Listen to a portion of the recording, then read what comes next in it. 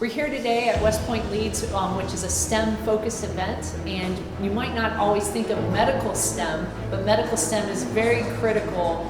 You might also not realize that almost every advancement in medicine came out of the military. I will say military medicine and Army medicine has the most educated and trained force in the country, because what we do is we help send you for your training, your residencies, your fellowships, and we really invest holistically in your ability to develop as a professional, as a leader, and also as a soldier.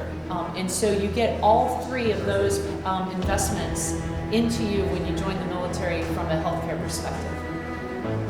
For those individuals that are interested in seeking opportunities in military medicine, no one does it better than the Army.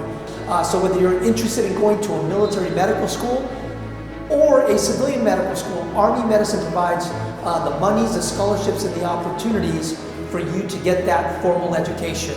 So these tremendous events are important because it gives us an opportunity to build relationships with the future generations.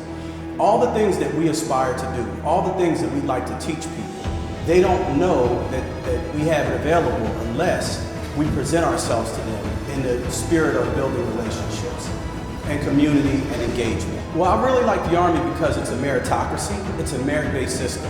So whatever you earn, that's what you qualify for. So if you feel like you want to be an aviator, an armor officer, an engineer, whatever the case may be, there are metrics that you have to meet. And if you can meet those metrics, you can do the task.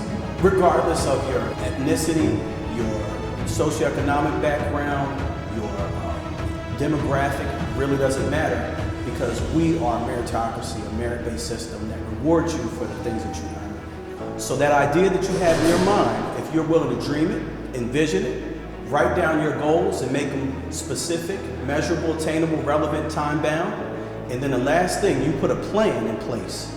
That plan accomplishes the goals realize the vision, and that vision realization will have you living your dream. So, come make your dream come true while you be all you can be in the United States Army.